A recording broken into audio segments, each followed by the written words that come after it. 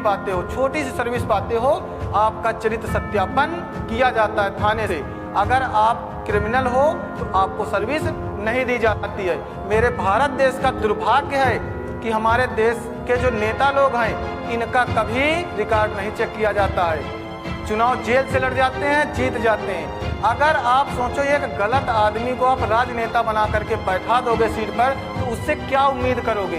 एक अपराधी को अगर आप सीट दे दिए तो क्या उससे उम्मीद करोगे वो देश का भला करेगा? कभी नहीं। आओ झुककर सलाम करें उनको जिनके हिस्से में मुकाम आता है, खुद नसीब होता है वो खून जो देश के काम आता है। जानेंगे वीर ऊधम सिंह के बारे में, जिनके लिए शब्द जितनी भी तारीफ करो उतना ही कम है। ऊधम सिंह एक ऐसे क्रांतिकारी थे जो अंग्रेजों के देश में जाकर के वहाँ कस्टम हाउस में जाकर के जनरल ओडायर की हत्या कर दिए थे। तो आज जानेंगे हम वीर ऊधम सिंह के बारे में। जिद चाहिए जीतने के लिए, हारने के लिए एक डर ही काफी होता है। वीर ऊधम सिंह, ऊधम सिंह के बारे में हम आज जानेंगे। ऊधम सिंह का जो बड़े भाई थे उनका नाम था मुक्ता सिंह। ऊधम सिंह के बड़े भाई थे, बड़े भाई का नाम था मुक्ता सिंह, और ऊधम सिंह का नाम था शेर सिंह। शेर सिंह, ये वास्तविक नाम था ऊधम सिंह का, शेर सिंह। अब जैसे ही इनके माता पिता बचपन में ही गुजर गए थे, इनका जो लालन पालन हुआ है वह अनाथ आश्रम में, अमृतसर का अनाथ आश्रम था। अमृतसर, अमृतसर का अनाथ आश्रम।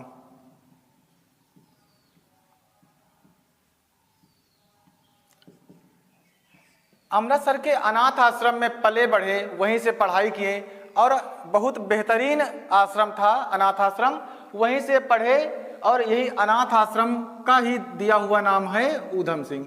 इनके जो टीचर रहे वहाँ उनका नाम शेर सिंह से बदल करके ऊधम सिंह रख दिए। ऊधम सिंह का, इनके मुक्ता सिंह का तो कोई वर्णन आगे नहीं मिलता है, शेर सिंह का नाम चेंज करके ऊधम सिंह रख देते हैं। ये मैट्रिक्स की परीक्षा अनाथ आश्रम से पास करते हैं, जो अमृतसर का अनाथ आश्रम था। अब देखो अमृतसर जहां जलियांवाला बाग हत्याकांड हुआ था, अब अनाथ आश्रम से हाई स्कूल यानी मैट्रिक्स की परीक्षा पास कर ली, 10वीं वहां से पास कर ली। जब 10वीं पास कर लिए तो अब देखो बड़े हो गए लगभग, ठीक, तो उम्र होती है तो अनाथ आश्रम के लोग क्या कहते हैं कि वैसा करो, अब आप धीरे धीरे अपने पैरों पर खड़े होकर के अपना कार्य संभाल लो। तो ऊधम सिंह क्या करते हैं कि आ जाते हैं जहाँ पे वो रहते थे। व्यक्ति अपनी गलियां नहीं भूल जाता है, कहीं भी रहेगा वो अपना जहाँ रास्ता है, आना जाना रहता है, घर जहाँ उसका, तो ऊधम सिंह उसी गलियों में आते जाते घूमते। और एक जो अंग्रेज नियुक्त था जिसका गवर्नर जनरल ओडायर, उसकी नियुक्ति थी, वो अमृतसर का एलजी था, lieutenant governor LG Michael O'Dwyer, उसकी नियुक्ति, अंग्रेज गवर्नर था, उसकी नियुक्ति कर दिए कि आप अमृतसर के लेफ्टिनेंट गवर्नर हो। अमृतसर में ही जो जलियांवाला बाग हत्याकांड, अब जानेंगे कि जलियांवाला बाग हत्याकांड का स्ट्रक्चर कैसे बना और जलियांवाला बाग हत्याकांड किस कारण से हुआ। ये लोग जैसे ही अनाथ आश्रम के पले बड़े थे तो कुछ यार दोस्त साथी लोग मिले, उनसे मिल करके अपना बातें करते कि हम लोग आज़ादी के लिए करेंगे। तो एक तारीख आती है, उसका नाम है 9 अप्रैल। 9 अप्रैल 1919 की तारीख आती है। ये दिन बहुत अच्छा दिन होता है। जैसे आज भी आप लोग जानते होंगे रामनवमी आती है, तो रामनवमी का त्यौहार था रामनवमी। रामनवमी में भगवान राम और हनुमान जी की रथ यात्रा निकाली जाती थी। नवमी का त्यौहार था, 9 अप्रैल का दिन था। 9 अप्रैल 1919 को रामनवमी का दिन होता है। इसी में सभी जो क्रांतिकारी लोग थे वो भी शामिल थे। हनुमान जी की भक्ति और श्री राम की रथ यात्रा निकालते थे। तो वहीं जितने भी भक्ति टाइप के लोग थे क्रांतिकारी, सब लोग झूम गा करके बढ़िया आराम से निकाल रहे थे कि रथ यात्रा निकालेंगे बढ़िया सा। और वो जो यूनिटी थी, उस यूनिटी के 2 मुख्य लोग थे जिनकी वजह से ये यूनिटी थी। उनका नाम था, 2 व्यक्ति थे, एक थे डॉक्टर सत्यपाल, डॉक्टर सत्यपाल, पाल, डॉक्टर सत्यपाल थे और एक थे सैफुद्दीन किचलू, सैफुद्दीन किचलू। अब दो इस यूनिटी का कारण था। जो रामनवमी थी उसके जो महान लीडर थे, एक थे डॉक्टर सत्यपाल, ये हिंदू थे ये मुस्लिम थे। सैफुद्दीन किचलू, रामनवमी का त्यौहार था, भगवान राम की यात्रा। वहां देखो जो रथ यात्रा निकालते थे तो हिंदू मुस्लिम सिख सब लोगों का इतना गठबंधन रहता था, देखने वालों को लगता था कि कितनी यूनिटी है, कितना भाईचारा है, कितना आपस में। तो ये रथ यात्रा निकालते हैं, बढ़िया झूम गा करके सभी लोग आपस में नाच गा कर रहे थे। तो ये जैसे एक हंसराज नाम का गद्दार होता है, हंसराज, जिसको हम जानते हैं कि ये बहुत बड़ा गद्दार था, हंसराज नाम का। इसने क्या किया, जो माइकल ओडायर था इससे कहें कि सर जो डॉक्टर सत्यपाल और सैफुद्दीन किचलू हैं, ये दोनों सभी धर्मों के लोग, जितने भी धर्म हैं, सिख है, हिंदू है, मुस्लिम है, ईसाई है, सभी धर्मों के लोगों को यूनिटी, जैसे सुई और धागा नहीं होता है कि सभी धर्मों को लोगों को उसी में पिरोते जा रहे हैं कि सभी धर्मों के लोग यूनिटी बनाएं। और वो दोनों कारण क्या थे कि डॉक्टर सत्यपाल और सैफुद्दीन किचलू, ये दोनों यूनिटी का कारण थे। तो ये हंसराज नाम का गद्दार इनसे जा करके जनरल ओडायर से शिकायत कर देता है। जब शिकायत करते हैं तो ये कहते हैं इनकी माला ऐसी तोड़ी जाएगी कि ये सदियां बीत जाएंगी, जो इतनी यूनिटी दिखा रहे हैं ये आपस में कभी मिल नहीं पाएंगे। आज ये इसकी बातें कहीं ना कहीं सत्य हैं, क्योंकि आज कहीं ना कहीं देखो बात बात पर हिंदू मुस्लिम दंगे भड़क जाते हैं। जैसे ही थोड़ी इतना शिक्षित होने के बाद भी लोग धर्म के नाम पर आज भी कटने और मरने के लिए तैयार होते हैं।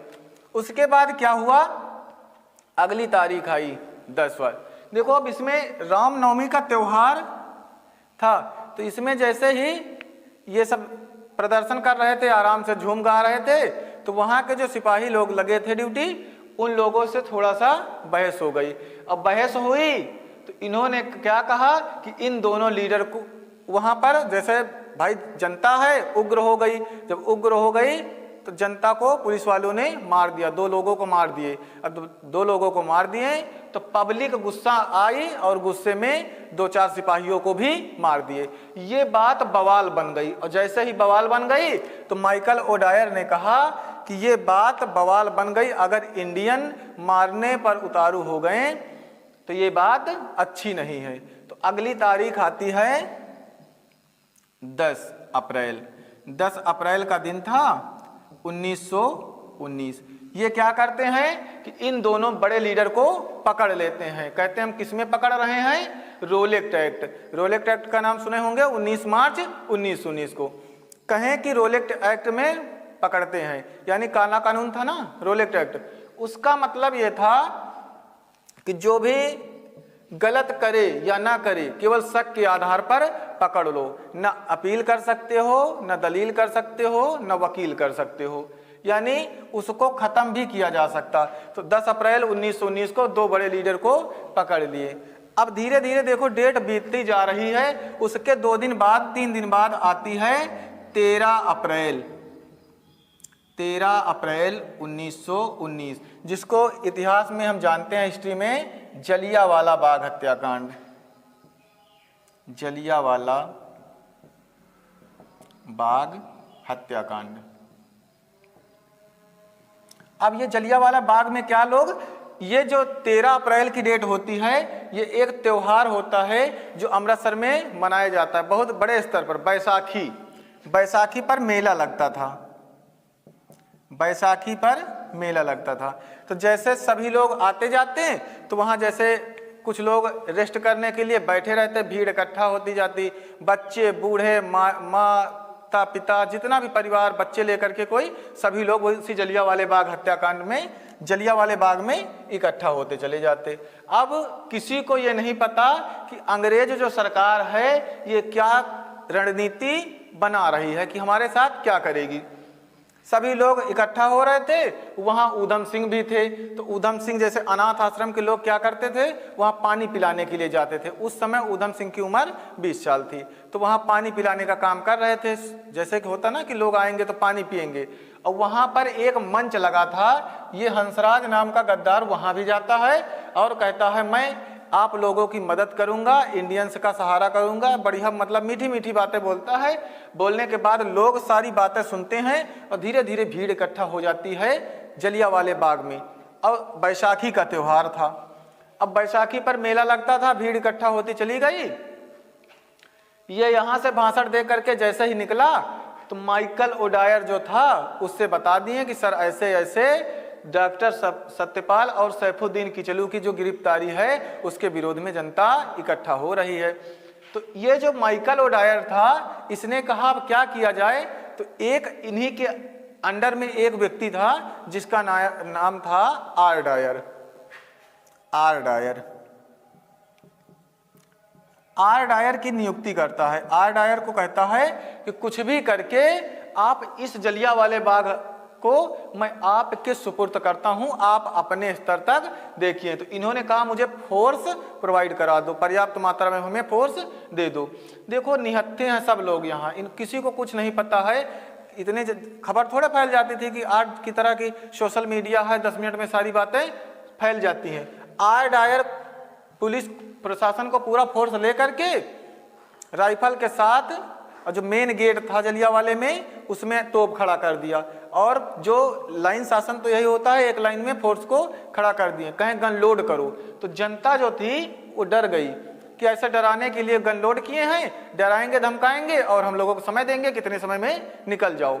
और जैसे ही गन लोड हो गई इसने कुछ नहीं सोचा, तुरंत फायर का आदेश दे दिया। तुरंत फायर, अंधाधुंध गोलियां चली। 1650 राउंड गोली चली थी, 1650 राउंड।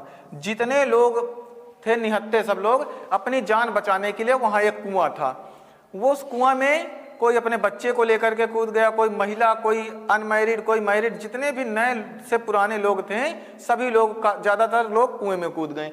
120 लाशें कुएं से निकाली गई थी। 120 लाशें थी, 120 लाश निकली थी कुएं से, 120 लाश। ये जो कुआं था जलियांवाले बाग में। अब इतना निहत्थे लोग सब थे, ये सोच रहे थे ऊधम सिंह कैसे बच गए थे। एक छोटा सा बच्चा था, उसी को उठाने लगे। जैसे उठाने की कोशिश करें तब तक 2-4-10 लोग उनके ऊपर गिर गए, तो उन्हीं के नीचे दब गए। और जैसे ही अब देखो ये सरकार ने क्या किया कि आर्डर दे दिया, वहां निहत्थे लोगों की मौत हो गई। फायरिंग चारों दिशा में गोली चलवा दिया, जो भागने की कोशिश किया सबको मार दिए, अंधाधुंध गोलियां चलवाई। उसके बाद अंग्रेज जो सरकार थी ना, इसने कहा कि आर्मी लॉ लगा दो, यानी कि यहाँ कर्फ्यू लगा दो कि कोई आने ना पाए। किसी के पैर में गोली लगी, किसी के हाथ में, तो कोई बच सकता था, लेकिन इन लोगों ने ऐसा घटियापन पर उतर आए कि वहाँ जो बचता हो वो भी न बचे। ऊधम सिंह की जब रात के बाद नींद खुलती है तो देखते हैं कि चारों तरफ लाशें ही लाशें। इन ऊधम सिंह की समझ में ही नहीं आता कि ऐसे कैसे हो सकता है कि इतनी बड़ी घटना। ऊधम सिंह ने उसी दिन प्रण कर लिया कि जब तक मैं माइकल ओडायर, क्योंकि आदेश किसका था, माइकल ओडायर ने आर डायर की नियुक्ति की थी। आर डायर ने फायर का आदेश किया। उसके बाद ऊधम सिंह ने मन में सोच लिया कि मैं इसको मारूंगा चाहे जब मुझे मौका मिलेगा उस दिन। अब उस दिन ये भी कैसे मार सकते थे, क्योंकि न इनके पास हथियार था न कुछ। उसके कुछ दिन बाद अब देखो 1919 में ही, अक्टूबर 1919 में हंटर कमेटी का गठन होता है। हंटर कमेटी बनाई जाती है। हंटर कमेटी में 5 अंग्रेज होते हैं, 5 अंग्रेज। हंटर कमेटी जो बनती है उसमें 5 अंग्रेज होते हैं और 3 भारतीय होते हैं, 3 भारतीय। और देखो हजारों लोगों को निहत्थे मारे, यानी अक्टूबर 1919 में जब हंटर कमेटी गठन होता है, हंटर आयोग या हंटर कमेटी। अब देखो बना तो लेते हैं हंटर आयोग, लेकिन अंग्रेजों की संख्या क्या है, ज्यादा है। 5 अंग्रेज 3 भारतीय। और रिपोर्ट बनाए पता क्या कि मात्र 300 कुछ लोग मरे हैं। यानी इतनी झूठी रिपोर्ट बना दी है कि मात्र कुछ 100 लोग मरे हैं, और जबकि इसमें हजारों के संख्या में लोग मर गए थे। अब लगा कि ये गलती इस डायर की नहीं है। ऊधम सिंह ने कहा इस डायर की, इसने बुलाया इसको और इसको आदेश दे दिया। ऊधम सिंह ने कहा कि जब मुझे बन पड़ेगा तब मैं इसके उससे बदला लूंगा। अब बदला भी कैसे लेंगे, उसके लिए मुझे कोई ना कोई संगठन ज्वाइन करना पड़ेगा, कुछ ना कुछ कार्य करना पड़ेगा, मेहनत करना पड़ेगा। माता पिता बचपन में ही नहीं थे और धीरे धीरे यार दोस्त भी ऐसे क्या जलियांवाले बाग में। उसके कुछ दिन बाद ऊधम सिंह कार्य करना स्टार्ट कर देते हैं। जो भी पॉइंट नोट करने वाले हों नोट कर लीजिए। अब वहां पर जब जलियांवाले बाग हत्याकांड की जब रिपोर्ट प्रस्तुत की गई तो हंटर आयोग बना जो, तो हंटर आयोग ने कहा मात्र 300 कुछ लोगों की मृत्यु हुई, और वहां क्या लगा दिए, कर्फ्यू लगा दिए, जबकि हजारों संख्या में लोग मारे गए। ऊधम सिंह ने कहा कि जब मुझे बन पड़ेगा, जब मेरी व्यवस्था होगी, तब मैं माइकल ओडायर को मारूंगा, इसको जिंदा छोड़ूंगा नहीं। अब ऊधम सिंह के माता पिता बचपन में ही नहीं थे, अनाथ आश्रम में पले बढ़े, तो इन्होंने क्या किया कि अब कुछ काम कर लेते हैं। तो धीरे धीरे बढ़ई का काम किए, मजदूरी करने लगे, मेहनत करने लगे कि पैसे कहीं से इकट्ठा हो जाए, और इकट्ठा हो काम भी करने लगे। और फिर जनता को इन्होंने जगाया, कहा कि जो ये सारी घटना हुई है इसका चश्मदीद कौन है, हंसराज है, हंसराज। इसी ने मुखबिरी की थी, कहीं ये गद्दार है। जनता को जागृत किया और जागरूक करके जनता से कहें कि ये इसी की गलती है। तो ये अमीर राय बहादुर की उपाधि मिलती थी ना, अंग्रेज या तो उपाधि उनको देते थे जिनकी समाज में धाक थी, या दो तलवे चाटते थे। कहते नहीं है कि इतिहास टकराने वालों का लिखा जाता, तलवे चाटने वालों का नहीं। गलत का विरोध खुल करके करिए, इतिहास टकराने वालों का लिखा जाता, तलवे चाटने वालों का नहीं। अब ये हंसराज क्या था, गद्दार था, उनसे अंग्रेजों से पैसा लेता था, बढ़िया कोठी बढ़िया बंगला था। ऊधम सिंह ने अपने सभी नौजवानों को, जितनी जनता थी, जागरूक किए। कहीं यही इसी ने मुखबिरी की थी, इसी ने सब हत्या करवाई। तो जनता गई इसके बंगला में जा करके आग लगा दिए। ऊधम सिंह को, उनको लगा, हंसराज को लगा कि ऊधम सिंह हमारे टाइप का आदमी है, इससे मिल लेते हैं। तो ऊधम सिंह से मिले तो ऊधम सिंह उसको आराम से लेकर के, अब जैसे जनता मारने में आई है ना, तो सोच रहे हैं कैसे ना कैसे करके हम बच के निकल जाएं। तो ऊधम सिंह इनको लेकर के हंसराज को जलियांवाले बाग हत्याकांड में पहुंचा दिए। तो जैसे ही वहां देखता अचानक कि ये कहाँ ले आए हो, तो कहें कुछ याद करो। उसको याद आ गई हंसराज को घटना जलियांवाले। कहें ये मुझे पता था कि तुम गद्दार हो। तो जब इसको लगा कि हंसराज को लगा कि ऊधम सिंह से माफी मांग लेंगे, तो हंसराज अपनी पगड़ी उतार करके ऊधम सिंह के चरणों में रख दिया। कहा कि हमको माफ कर दीजिए और ये गलती हो गई। कहा कि तुमने माँ भारती की लाज नहीं रखी, तो मैं तुम्हारी पगड़ी की लाज क्या करूं। तो पगड़ी मतलब होता है चौड़ा कपड़ा होता है ना, उसी को लिए और उनकी गर्दन में डाल करके और पकड़ करके पटक पटक करके दीवालों में लड़ा करके मार करके उसी कुएं में फेंक दिए। लेकिन कहें कि फिर भी अभी शांति नहीं मिली है, मैं माइकल ओडायर को मारने पर जब तक मार नहीं लूंगा तब तक मेरे आत्मा को शांति नहीं मिलेगी। अब ऊधम सिंह क्या किए कि चले गए, अपने मामा मामी रहते थे वही सुनाम में। तो वही सुनाम एक गांव का पास पड़ता है, एक स्थान पड़ता है सुनाम, यही इनके मामा मामी रहते थे। तो मामा मामी के पास गए, तो जैसे मामा मामी को लगा कि हमारा भांजा आया है, लाओ मिठाई बांटते हैं, लड्डू बांटते हैं। तो इन्होंने कहा अगर लड्डू बांटना है तो आप बांटोगे किसी न किसी पेपर में रख करके। तो जो ये पंपलेट बैन सरकार की थी, इनके लिखे हुए पंपलेट कागज बैन कर देते थे ना क्रांतिकारियों, इन्होंने ऊधम सिंह ने कहा मामा मामी से कि आप ऐसे भी लड्डू बांटोगे तो ऐसा करो कि हम पंपलेट देते हैं उसी में रख करके दे दो। तो जैसे ही पंपलेट में रख करके लड्डू बांटना स्टार्ट किए, तो एक हवलदार था, जो था तो अंग्रेजों का ही भाई, जो अंग्रेजों का अधीन नौकरी करते, पंपलेट में रख करके 4 लड्डू दिए। जैसे ही खाना स्टार्ट किया तो कहें पंपलेट तो बैन है, और बैन है तो ये यहाँ कहाँ से मिले। तो कहें सर पता नहीं, पीछे से सप्लाई में कहीं से आए थे। तो कहें बैन है तो ऐसा क्या इसमें लिखा। ऊधम सिंह पूछ रहे हैं कि अगर बैन है तो क्या इसमें लिखा। तो वो पढ़ने लगा जैसे रोटे पीटते टाइप में, कि मतलब लगे कि एकदम घटिया तरीके से पढ़ रहा था, अंग्रेजों का जो नौकर था। तो इनको लगा उधम सिंह को कि आप अंग्रेजों के नौकर हैं, आपकी नौकरी में खतरा आ जाएगा, लाओ मैं पढ़ देता हूँ। ऊंचे से स्थान पर खड़े हो गए उधम सिंह। उन्होंने कहा, सरफरोशी की तमन्ना अब हमारे दिल में है, देखना है जोर कितना बाजुए कातिल में। अब ये सोच तो रहे कि पढ़ तो दिए, लेकिन कहें मैं नहीं कह रहा हूँ, ये तो इन्होंने पढ़ने के लिए कहें तो मैंने पढ़ दिया। अपना जनता को जागरूक कर दिए, अब ब्लेम किस पर लगा दिए? वही जो सिपाही था। तो सब लोगों ने कहा हवलदार साहब की जय, तो वो खुश हो गया, वो भूल गया कि जागरूक करने के लिए जागृत करने के लिए नारे लगाए। कुछ दिन बाद उधम सिंह को लगा कि एक यही सुनाम में रहते थे जैल सिंह। तो जैल सिंह से मिले तो कहें सर मुझे ऐसे ऐसे बदला लेना है। तो जैल सिंह ने कहा कि ऐसे बदला नहीं लिया जाता है, बदला लेने के लिए, क्रांतिकारी भावना लेने के लिए कोई पार्टी कोई संगठन में जुड़ना पड़ेगा। तो इन्होंने कहा मैं क्या करूं? तो कहें एक गदर पार्टी अमेरिका में चलती है, 1 नवंबर 1913 को स्थापना हुई थी, लाला हरदयाल, तो फ्रांसिस्को अमेरिका। अब गदर पार्टी में जाएं तो वहां करें क्या? तो 1924 का साल होता है, 1924 का वही साल है जब HRA की स्थापना हुई थी कानपुर में। सचिन नाथ सान्याल, राम प्रसाद बिस्मिल जैसे महान क्रांतिकारी लोगों ने, हिंदुस्तान रिपब्लिकन एसोसिएशन। अब 1924 से 1927 तक ये चले जाते हैं अमेरिका, ये चले जाते हैं अमेरिका, पैसा वैसा कमा करके, कैसे इकट्ठा करके अमेरिका चले जाते हैं। अमेरिका में अब इनको अंग्रेजी बोलनी भी आ गई, टाई लगाने आ गया, बढ़िया मतलब सूट बूट पहन करके लगे कि अंग्रेज टाइप के आदमी है। वहाँ से जैसे 1927 में वापस आए, तब उस समय वहाँ से बढ़िया बंदूक पिस्टल सब खरीद करके पेटी में भर करके अपनी जान को जोखिम में डाल करके उतने हथियार ले आए। अब वहाँ जैसे ही आते हैं तो इनकी मुलाकात वहाँ आकर के भगत सिंह से हो जाती है।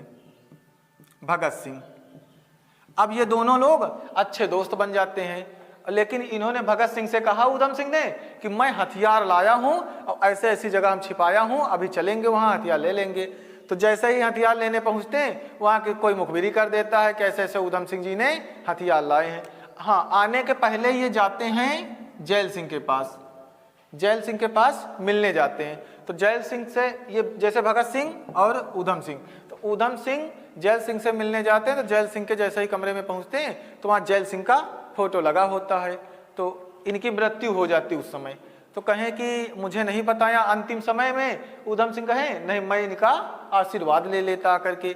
तो भगत सिंह कहें कोई बात नहीं है, जैल सिंह जी नहीं हैं तो हम और आप दोनों लोग मिल करके काम करेंगे। और दोनों लोग की अच्छी मित्रता हो जाती है।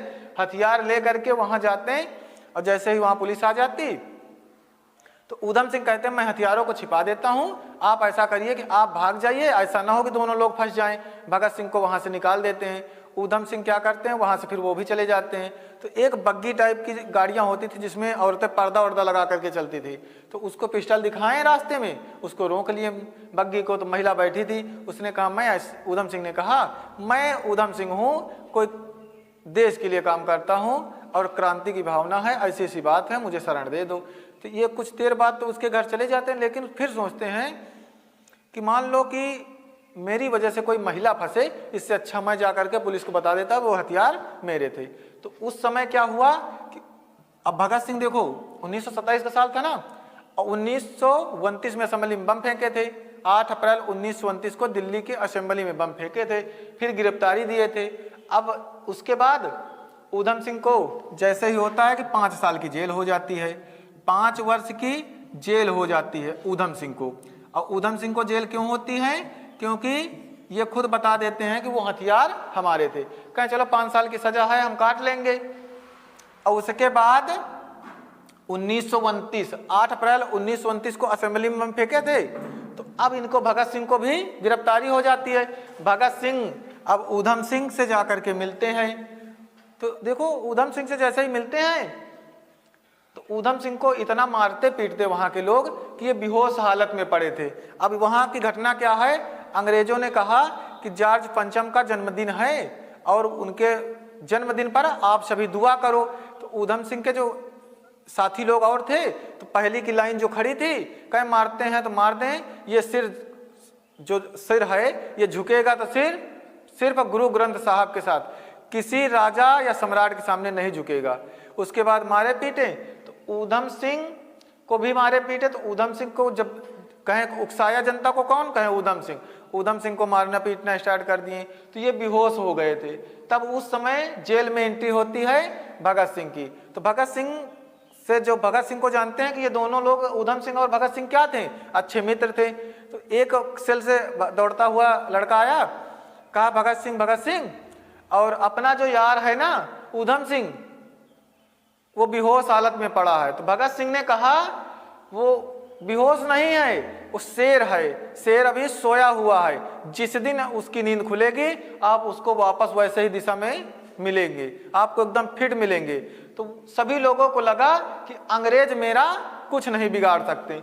इनकी जेल की सजा तो मान लो 5 साल पूरा हो गई और फिर भगत सिंह की फांसी की देखो सजा आ गई 23 मार्च 1931 को। इनको बड़ा दुख हुआ कि किसी तरह हम बचा सकते तो भगत सिंह को बचा लेते। वहाँ एक व्यक्ति रहता था जेल में, खाना वाना देने आता था, उससे कहें ऐसा करो कि कुछ पुलिस टाइप के कपड़े अरेंज करवा दो, हम भगत सिंह तक पहुँचा देंगे, हमारी तो वैसे 5 साल की सजा हम छूट जाएंगे। भगत सिंह तो वो कपड़े पहुँचाते उसके पहले पुलिस वालों ने उसको गिरफ्तार कर लिया, जो वही का व्यक्ति था। तो उसको क्या हुआ कि फांसी की सजा उसको दे दिए। भाई उसका चैप्टर एकदम क्लोज हो गया। कपड़े पहुंचते ना पहुंचते लेकिन भगत सिंह वहां से आते ही नहीं जेल से। वो क्योंकि क्या कहते, अगर एक करतार सिंह सराबा की मौत भगत सिंह को तैयार कर सकती है तो एक भगत सिंह की मौत शायद सैकड़ों भगत सिंह तैयार कर सकती है। तो भगत सिंह तक कपड़े पहुंच ही नहीं पाए। फिर भगत सिंह की फांसी हो गई और यार दोस्त थे नहीं, माता पिता बचपन में नहीं थे। ऊधम सिंह बहुत परेशान रहते थे, कहते थे सब यार दोस्त जो मिले वो भी चले गए। लेकिन इन्होंने कहा ऐसे काम नहीं चलेगा, हम लोगों में से कितने लोगों को कुर्बानियां देनी पड़ेगी, हम लोगों को भी जान देना पड़ेगा वतन और देश के लिए। अब ऊधम सिंह क्या किए, कहें कि अब कोई काम करते हैं, थोड़ा कमाया जाए। कमाते कमाते जब छूट के आए जेल तो कमाना स्टार्ट किए। कुछ दिन पेंटिंग का काम किए, बढ़ई का काम किए, पैसा इकट्ठा करने लगे। और 1934 में ये चले जाते हैं इंग्लैंड, अंग्रेजों के देश इंग्लैंड चले जाते हैं। तो वहीं पर काम वाम करते हैं, पैसा इकट्ठा करते हैं और फिर एक दिन ऐसे ही सोचते हैं कि किस आदमी से मिले कि जिससे हमारी पूरी ख्वाहिशें पूरी हो सके। तो जो माइकल ओडायर था वो काफ़ी एजेड हो चुका था।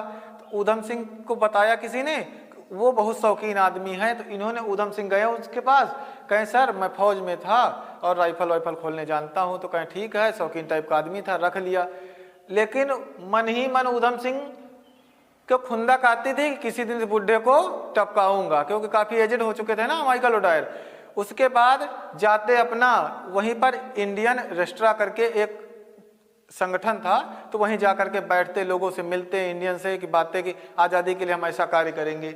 ऊधम सिंह धीरे धीरे लगे थे कि कैसे करके पैसा इकट्ठा हो और हम एक पिस्टल खरीद सके।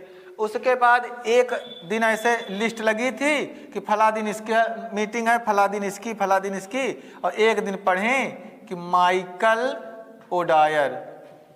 माइकल ओडायर की मीटिंग इस दिन है। उस पेज को फाड़ करके अपनी जेब में रख लिए, आए आराम से जश्न मनाएं कि जिस दिन का इंतजार था वो दिन आ गया है। अब ऊधम सिंह क्या किए कि अब पिस्टल की व्यवस्था कैसे हो। तो जहां पर इंडियंस लोग थे उनसे संपर्क करें कि पैसा लेकर के कोई पिस्टल की व्यवस्था करा दो। पिस्टल लिए बढ़िया सा और एक रजिस्टर लिए बढ़िया मोटा सा किताब, उसको पेंसिल से लेकर के डिजाइन बना डालेंगे पिस्टल कैसे।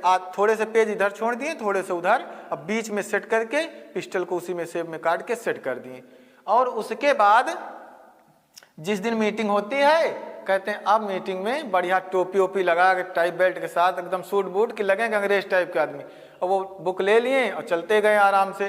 तो जब वहाँ चेकिंग हुई तो चेकिंग में अब भारतीयों की चेकिंग खास करके होती थी, तो अंग्रेज अधिकारी जो थे उनको बातों में उलझा दिए। कहीं ये किसकी कहानी है, तो कहें जैसे आप लोगों के यहाँ रोमियो जूलियट की कहानी थी वैसे हमारे यहाँ श्री फरहाद की कहानी है। और उसके बाद 13 मार्च की तारीख थी, 13 मार्च 1940। 13 मार्च 1940 को ये पहुंचे कैस्टन हाउस।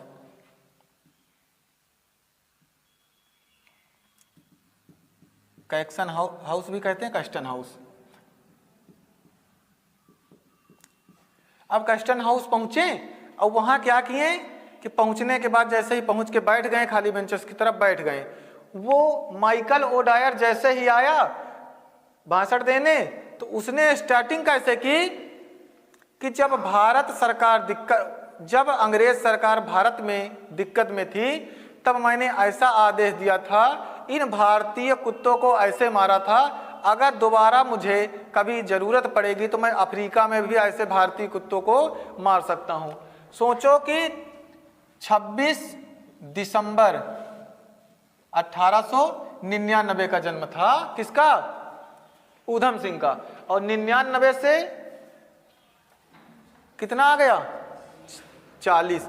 और ये जलियांवाला बाग हत्याकांड कब हुआ था? 13 अप्रैल 1919, यानी 19 से लेकर के इतने के बीच में 21 साल। 21 साल से तो दिमाग ऐसे ही सनका था कि किसी दिन मिलेंगे तो इनको पहले मारना है, और वही आकर के फिर भाषण दे रहा था। तो ऊधम सिंह अपनी जगह से उठे, कहें तुम अब अफ्रीका तक पहुंचोगे नहीं, निकाल के पिस्टल ठोक दिए उसी जगह। और उसके बाद अपनी गिरफ्तारी, एक महिला आकर के पकड़ ली। इतना सोचो, ताकतवर आदमी है, महिला को एक झटका दे गिर जाएगी। महिला आई, कहे कि मैंने पकड़ा है। तो पुलिस वाले आकर के पकड़े, तो कहें हाँ इन्होंने ही पकड़ा है। तो कहें क्यों मारे हैं? कहें जब मजिस्ट्रेट के सामने पेशी होगी तब मैं सब कुछ बताऊंगा। अब इनको पेश किया गया, तो कहें कैसा सनकी आदमी है? कहें सनकी नहीं हूं, 21 साल पहले खोपड़ी सनकी थी और आज बदला लिया है। जलियांवाले बाग हत्या का मार भाग सकता था लेकिन भागा नहीं हूं। मैं बताऊंगा कि किस कारण मारा हूं। इन्होंने मेरे भारतीयों को 1000 से ऊपर लोगों को जलियांवाले बाग में मार दिया और उसी का बदला लेने आया हूं। बोलते बोलते ऐसे ऐसे शब्द बोलने लगे वहां कि लोग वहां से मीडिया को कहें। जज ने कहा कि कोई यहाँ की मीडिया ये बातें लीक नहीं करेगी, क्योंकि इससे हमारे लोगों की बेइज्जती ज़्यादा होगी। ऊधम सिंह को खूब मारे, खूब टार्चर किए। उसके बाद ऊधम सिंह ने जो मन में आया सब बताएं। और बताने के बाद इनको देखो 13 मार्च 1940 से लेकर के टार्चर करते रहे, मारते पीटते रहे। फिर उसके बाद इन्हीं के उसमें महात्मा गांधी ने टिप्पणी की थी कि कैसा सनकी आदमी था जो कि वहां जाकर के मारे हैं, और ऐसा नहीं करना चाहिए था। लेकिन इनको था भी नहीं कि हमारी महात्मा गांधी तारीफ करे। तो ये थे हमारे वीर ऊधम सिंह। अब इनका जैसे 13 मार्च की बात आती है 31 जुलाई 1940 को इनको फांसी की सजा दी गई थी। फांसी की सजा इनको हो गई 31 जुलाई 1940 को। तो ये थे हमारे वीर ऊधम सिंह, जिनके लिए शब्द नहीं। अनाथ आश्रम में पले बड़े, कैसे गरीबी में थे। तो ये थे। आज देखो अपने टारगेट में, जैसे हमें कुछ अचीव करना है, कुछ पाना है, तो उसके लिए हमें संघर्ष करना पड़ेगा। जिद चाहिए जीतने के लिए, हारने के लिए एक डर ही काफी है। तो ये थे हमारे वीर ऊधम सिंह, जिनकी ये कहानी थी कि कैसे पले बढ़े, कैसे मेहनत किए। आज भी अगर आप टारगेट, 21 साल तक इनका टारगेट था कि बस मुझे माइकल ओडायर को मारना है। और जो बताए थे आर डायर भी अंग्रेज अधिकारी था। तो इसकी मृत्यु 1927 में हुई थी। 1927 में इसकी मृत्यु कैसे हुई थी? इसको पैरालिसिस हो गया था।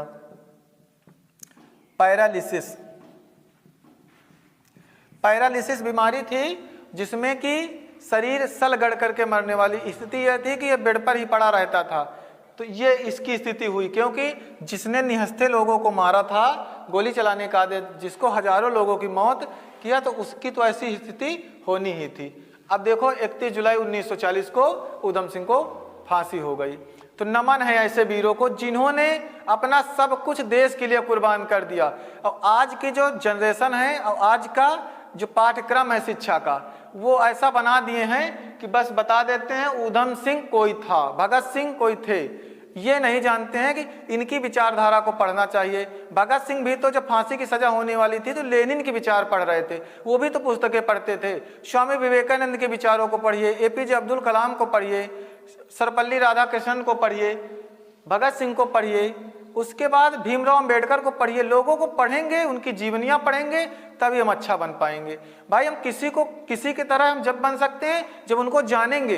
किसी की कॉपी करने की ज़रूरत नहीं है, जो जिससे अच्छा मिल जाए वो अच्छा ले लेना चाहिए, क्योंकि कमी हर इंसान में होती है, कमी हम में भी है, कमी आप में भी है, थोड़ा ना थोड़ा हर इंसान में कमी होती है, लेकिन जो बेस्ट मिल जाए उसे ले लेना चाहिए।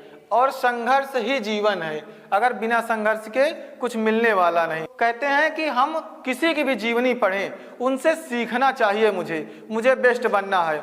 आज के समाज में जो नवयुवक हैं, एक तो पहली चीज शिक्षा का पाठ्यक्रम में एक क्रांतिकारी का लेसन हर क्लास में होना चाहिए और टीचर को बताना चाहिए। जैसे सुभाष चंद्र बोस की जयंती है, 23 जनवरी 1897 कटक में जन्म हुआ, 127वीं जयंती मनाई गई अब की पराक्रम दिवस के नाम से। उनका पराक्रम कैसा था, उनका संघर्ष कैसा, लोगों को बताना चाहिए। 14 अप्रैल 1891 में भीमराव अंबेडकर का जन्म हुआ, उनको बताना चाहिए। आज शिक्षक दिवस मनाया जाता है। जैसे 5 सितंबर 1888 को तिरुतानी तमिलनाडु में सर्वपल्ली राधाकृष्णन जी का जन्म हुआ। वो पहले उपराष्ट्रपति, द्वितीय राष्ट्रपति, उसके बाद वो कुलपति भी रहे, दार्शनिक रहे, शिक्षा के लिए काम किए। उन्हीं के जन्मदिन पर शिक्षक दिवस मनाया जाता है। बच्चों को पता ही नहीं होती है ये बातें।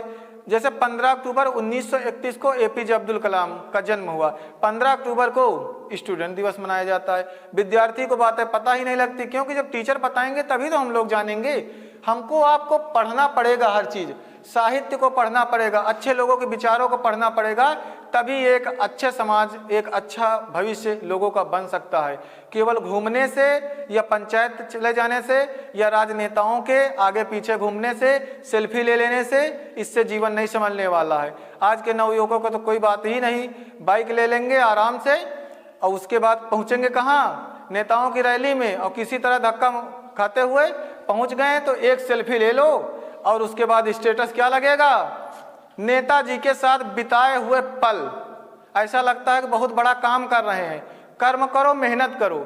अब आप एक छोटी सी नौकरी पाते हो, छोटी सी सर्विस पाते हो, आपका चरित्र सत्यापन किया जाता है थाने से। अगर आप क्रिमिनल हो तो आपको सर्विस नहीं दी जाती है। मेरे भारत देश का दुर्भाग्य है कि हमारे देश के जो नेता लोग हैं, इनका कभी रिकॉर्ड नहीं चेक किया जाता है। चुनाव जेल से लड़ जाते हैं, जीत जाते हैं। अगर आप सोचो एक गलत आदमी को आप राजनेता बना करके बैठा दोगे सीट पर, तो उससे क्या उम्मीद करोगे? एक अपराधी को अगर आप सीट दे दिए तो क्या उससे उम्मीद करोगे वो देश का भला करेगा? कभी नहीं। राजनीति में शिक्षा 0% है, लेकिन शिक्षा में राजनीति 100% है। शिक्षा को राजनीति से जोड़ के रख दिए, व्यवसाय बना दिए। जय हिंद साथियों।